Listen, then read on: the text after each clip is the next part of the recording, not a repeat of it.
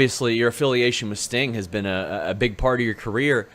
I'm interested to see how that came about. Was that like a mutually pushed thing? Did Tony come to you and say, "Hey, I got this idea"? Or were you like, "Hey, let me get involved with Sting"? Or was Sting like, "Hey, let me get involved with Darby"? Because it's been a wonderful partnership that we've seen play out thus far.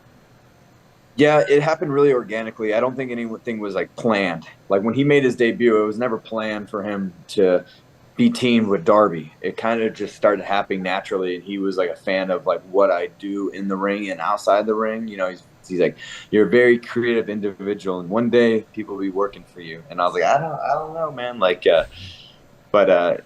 We just started shooting ideas back and forth, and kept growing and growing and growing. And next thing I knew, we were teaming, and next thing I knew, he was returning to the ring live. It wasn't a cinematic match. It was live at Double or Nothing a few years ago against Ethan Page and Scorpio Sky, and that was very special. And he saw like that he could trust me in the ring with coming up with ideas, and from there, man, I think we've been attached at the hip. So, yeah.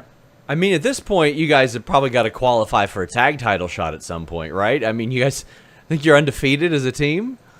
Well, the thing with Sting, man, he don't want to go for championships.